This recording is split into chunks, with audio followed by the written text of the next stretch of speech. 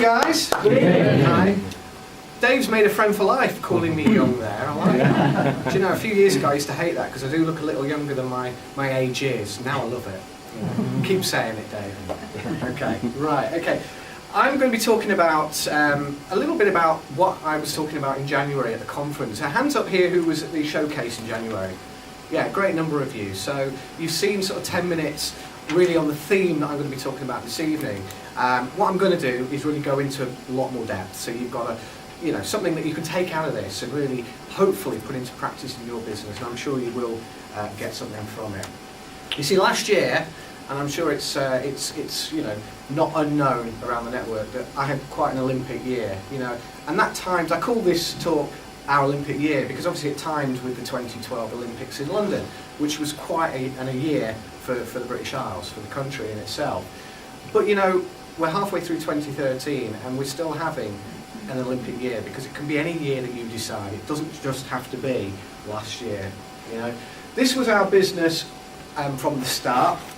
And we all start this business at exactly the same point. So if you're quite new to the business or you're looking at the business for the first time this evening, you might hear stories from people earning some significant incomes, which is great because they are there.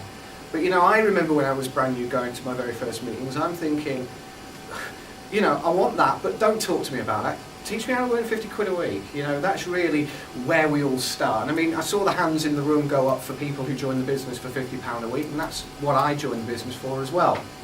You see, I was in a situation where I had a full-time job. I was commuting quite a distance every day. It was a reasonably well-paid job, nothing extravagant, but it was okay. But again, mortgage rates were going up at that time. There was gas, petrol prices, electric, council tax were all going up. And my disposable income for beer on a Saturday night was going way down. And that was becoming a little bit challenging for me, So I thought, right, I need something to do that will earn me an extra £50 a week around my job.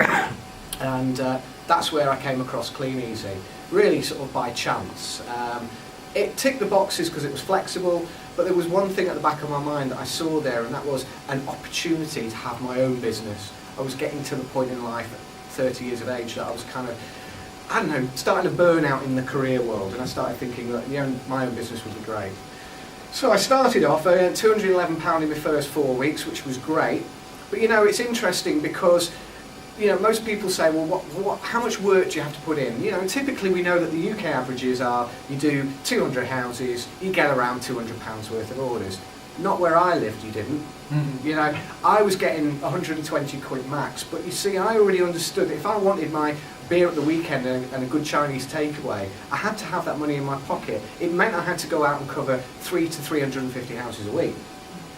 But it's interesting because I wasn't going to mention this this wasn't part of my talk, but when Dave mentioned about my third month income there of 320 something pounds, that was a byproduct of me doing those extra houses at the beginning. You see, I joined not to earn 300 quid a month, 200 quid a month actually, but as I got going, the ratios, as my area got familiar with me, as I started going back to the same houses, the orders were rising. So in the end I was earning more than I actually intended to earn because I had started off doing more than I thought I'd needed to do. Does that make sense? Yeah. And that's important to note. So if you are in control of your own income from day one in this business, go out and do whatever it takes to earn that income. That's what entrepreneurs do. So anyway, I saw the sponsoring opportunity quite early on in the business, and my frustration was, I worked a full job plus a lot of overtime, and also had 3 hours a day stuck in the car doing the commute, so I really didn't have much time to get into sponsoring, so I just got my head down and built a customer base, and that's what I did. And in early 2006, when I eventually filtered down to customer base and stopped blitzing the area, I had some free time, still earning the same money of course, but I had a lot of free time to start looking at sponsoring, so I did. And I started moving the business in 2006, and I went relatively quickly. Gold distributor by period 11 of 2006, which was great. I was now at the point where I was starting to dream of leaving my job and taking Clean Easy on full time. And I mean, is that anyone's goal in this room, who's working, to leave your job? Yeah, we have a handful of people towards the back there. It's a great feeling that in 2007, when I went senior exec, because I also found somebody who wanted to move quickly as well, that I could walk into my boss and say, do you know that little cataloguing job I'm doing? Oh yeah, you know, kind of, you know the reaction. Well, I don't need your job anymore. Now suddenly the pen goes down on the table in my boss's office, and now I've got their attention, and they look at me as if I'm completely barking mad. Well, I tell you what, they're still stuck doing the same old thing, if they've still got a job. I haven't kept in contact with all of them, unfortunately. But point is, I moved fast, and in September of 2007 went bronze executive. We'd gone to Cannes as a destination, but also had achieved the Phuket, Thailand trip, which was absolutely brilliant. And you know, you never forget your first conferences. You really don't. They were just a phenomenal time we had there. And we went into 2008, and then, you know, a few challenges came my way. I'd had a few challenges along the way. We all get challenges, but these were fairly hefty challenges with people in my team. You know, a few people left. There was a relationship that split, so obviously that caused issues as well, and a fair other bit of crap, basically, to put it to. And I kind of floated along. And what happened was, I got into this sort of job mentality, where I was starting to think, you know, this is great, but I'd lost my dream of the big money, you know, the SED, the £5 a month. You know, I was now happy earning £1,500 to £2,000 a month, because that was what I was used to earning in my job. And I thought, well, I was all right with that then, I'll be all right with that now, and I'll just keep the business ticking over. And that's really what I did right into 2010. But in 2011, something had to change. You see, I'd reached this plateau level for 3 years. You know, the income by this point in 2011 had gone up a little bit from £1,500 to £2,000 to just over £2,000 per period.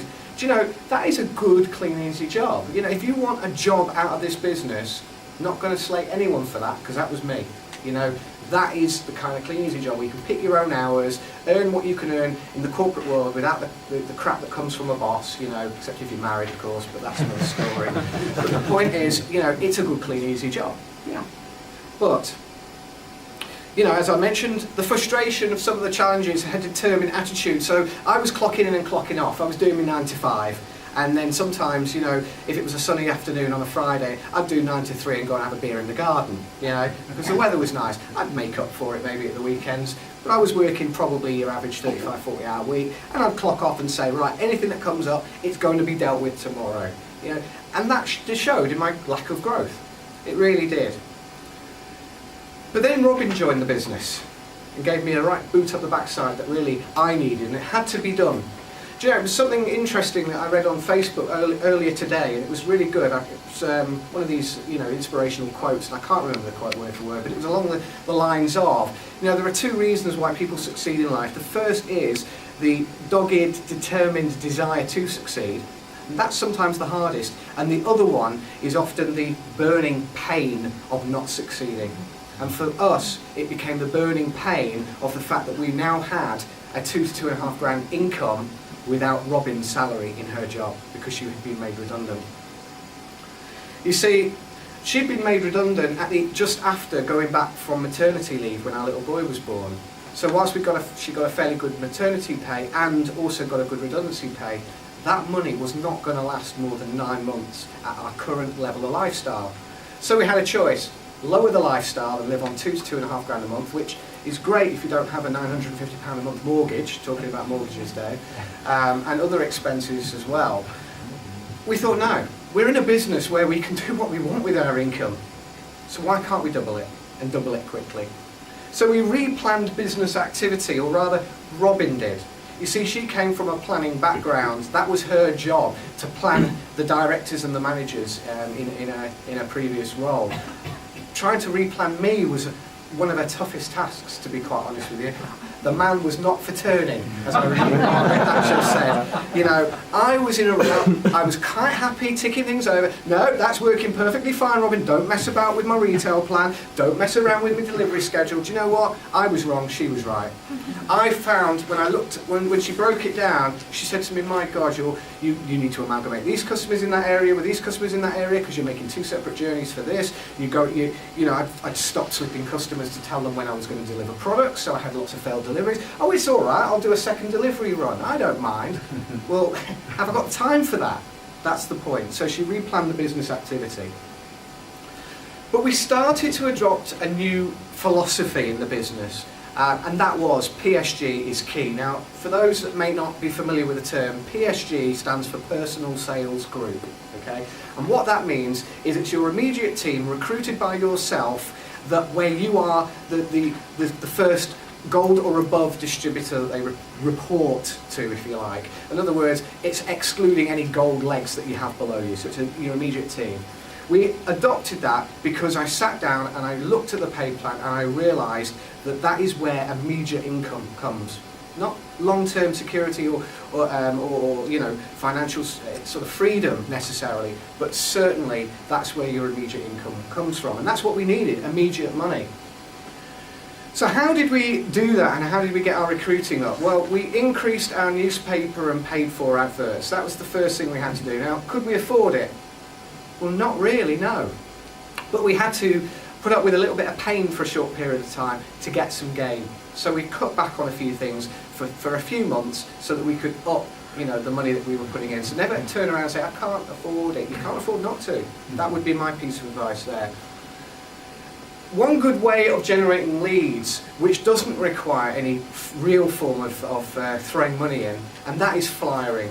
It is time expensive, of course, because you're out there spending a lot of time on the streets putting flyers through letterboxes or wherever you put flyers, put them on cars as well. But now there were two of us in the business working, we could do that, we could afford it. So we set a 10,000 flyer per period goal.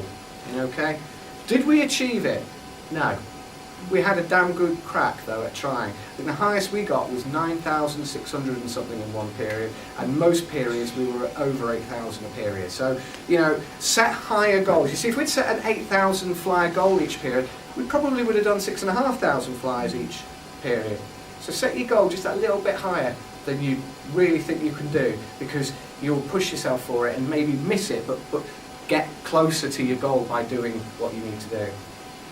The goal was to activate 6 new people into the team, PSG, every period, which we did. So we increased all rods in the pond, so everything that your upline tell you to do is, funnily enough, everything my uplines told me to do too. You know, but what I did was I did more of it, and I was stopped being fussy. You know, I stopped saying, oh, I don't like 3-foot rules, I ain't going to bother with them anymore. I'll focus just on doing flyers. You know, flyers work, yeah, but so does everything else. Combination, you can 3-foot rule while you're doing flyering.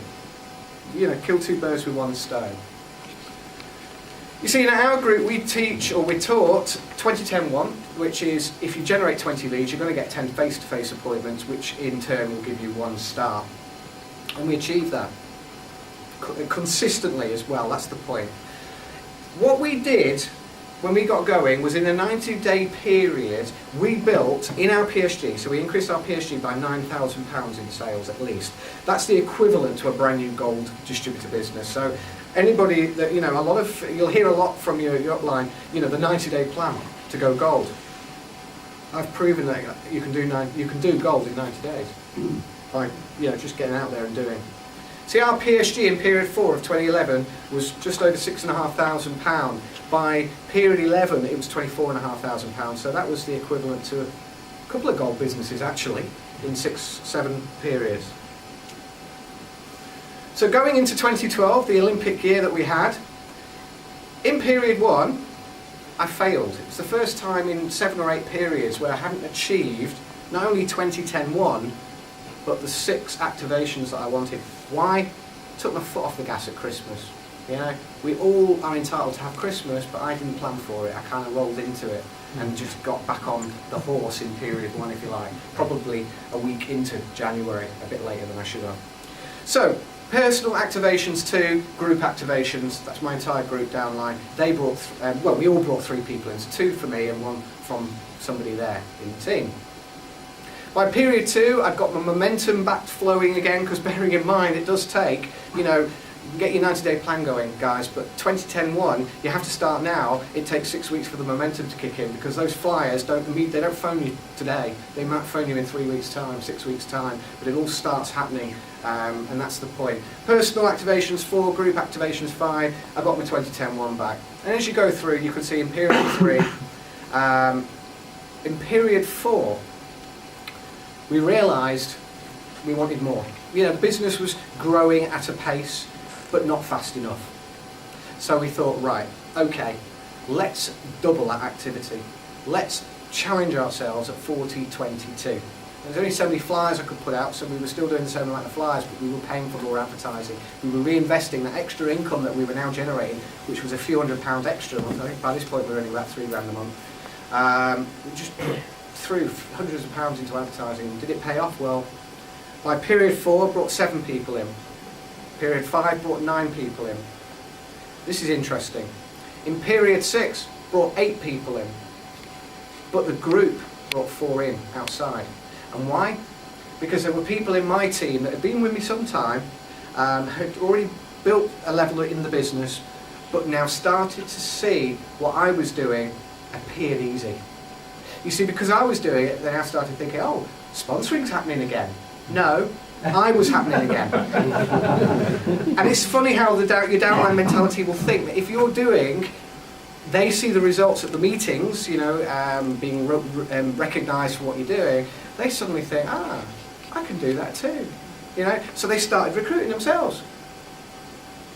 And period 7, I mean, 22 people came into the team.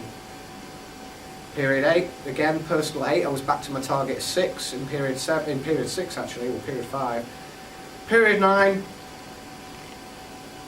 bit of a record for me in period 10. Broken again in period 11 with a group activation. That was 45 people coming into my team because people were starting to jump on the bandwagon with me and say, right, you know, we want this as well. We can do this too. You know, it's possible. I've led the way. This is why, as a leader, you lead the way. You don't tell people, you show people how you can do it yourself, and they will copy you. It's the best way to lead a team, in my view. So, we more than doubled our activity during 2010. We began working smarter. Again, replanning was constant. You know, we'd sit down every week and replan every week until we got it right. And there are so many things you do in this business that I didn't even dream I was wasting time on. You know, there are so many things that happen, like emails that come into your inbox and you need to deal with this urgently. Do you know what? Deal with it later. Do what you need to do. Get your leads generated. Go and get in front of people or on the phone talking to people first. Put your catalogues out first. Guarantee that by the time you get home, you'll have a second email saying, don't worry, Stuart, I sorted it. Meanwhile, I could have spent an hour wasting my time sorting their query out that they actually sorted out. Do you see where I'm coming from? Yeah. That's just one example, you know, of working smart. The best thing to do is be critical of yourself. Work out what you're doing and what you're not doing right, you know, or what you're wasting time on. Don't be hard on yourself without beating yourself up about it. You know, learn and move on. We secured a strong income purely through PSG. And as the team saw this, they began to duplicate. And they started to recruit frontline massively as well. Talking about Dave just now, actually, we were talking about you know, how his team's getting very excited because, again, he's leading the way. The excitement generates and breeds excitement, and that's exactly what happened in my team. You know, where you lead, your team will follow you. But the great thing about having a big PSG is that you're not reliant on any one team member. You know, things happen in people's lives. You know, a relative passes away, they break a leg. I don't know, the cat goes AWOL. You know, the fact is, things happen to people. You know, if one person falls down in one period through a personal challenge, guaranteed that when you've got 10, 15 plus people on your PSG, somebody will be going for the next percentage bonus, which will equal everything out, and therefore you're not pulling your hair out worrying your income's going to dip because one person's, you know, gone to Ibiza for 2 weeks or something, you know. Or gone drinking with Ram and Brian. Yes, I do know about your antics. I'm more annoyed. I wasn't invited, actually, to be quite honest with you. Mind you, I'd have to say now I'm too busy with my business. So anyway, strong recruiting equals true freedom. It really does. You know, when you are recruiting lots of people, you're not hanging on to the neggy nellies. You can coach them much more effectively because you're kind of thinking at the back of the mind, look, if you don't want to do this, bugger off. But you're not saying that to them. You're kind of saying, look, don't worry, you know, just keep putting your books out, your pickups will improve, you know, your catalogue losses will stop happening, etc., etc. But you're not hanging on them, so you're not actually emotionally attached to the situation other than being as good a business coach as you can be in the business. And the point is, it does give, that liberates you, it gives you freedom when you've got lots of people. You're not reliant on any one person. You're not reliant on anyone to duplicate and build legs either. So, you know, that's the point. So how to be Olympic? Well, dream big, guys. Make it big. You know, you can't have small goals. You've got to aim for something that even you think right now you can't achieve in your wildest dreams. What's the worst? You get close and you achieve more than you would have done if you hadn't set that goal. That's been my philosophy for a long time. Don't wish for a way how. You know, I've often, oh, I wish I could find a way of doing this, or I wish. Don't wish. Go find it. Go seek it. Go ask people. Go talk to people. You know, find a way. Find a way. Attend meetings. Self-development is crucial here. You know, leaders often said to me, I didn't always believe it, especially when I was on that 3-year plateau stage where, you know, people would say, oh, yeah, you know, even my own sponsors would say, well, you've reached your development peak. So you've reached your income peak at your current development. You need to develop into something greater to get your income rising again. Looking back, they were spot on. At the time, I kind of thought, oh, another book I've got to read. You know, I'm not a good reader. I'm not a good reader. But the fact is, you can't get away from it, guys. You have to learn how to deal with challenges, people, and yourself, and what goes on in your inner voice, because that can be a flipping nightmare. And you know, I have a habit of my inner voice comes out here and goes straight into Robin's ear, and it's not good. You know, I have to keep containing that. But the point I'm saying is that is my problem, and I have to develop away from it. You know, you have to develop a better attitude. So meetings as well, but you're here, so you're committed to yourselves to learn. 40-22, not every other week, not once a month, but every single week for 2012, bar period 1.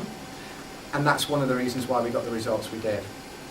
You see, big numbers, when you do big numbers, it pushes you to get organised. You know, if you're doing small numbers, it doesn't matter because you're elongating your work out to fill the day. Suddenly, if you've got lots of numbers in, at first it's a bit stressful, but you learn how to deal with that by actually re-evaluating and saying, well, like I said, that doesn't need attention, that doesn't need attention, whereas before when I wasn't doing as much, everything was being dealt with and it was a waste of time. So good organisational skills come from throwing yourself in the deep end, to be honest.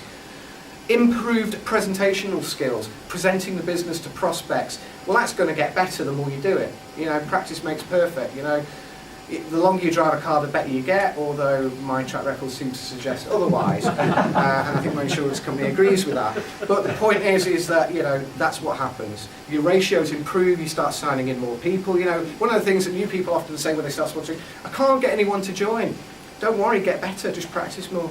You know, how many times when you were a kid did you fall off a bike? You didn't say, oh, I'm never going to ride again. When you were a toddler and you know, stood up and then fell down again, you didn't say, oh, to hell with this walking malarkey, I'm not doing this again. You know, you just keep going. If you want it enough or you need it enough, then you'll keep going and you'll get better. And critique yourself and ask your sponsor to critique you as well. Get your sponsor to say, look, tell me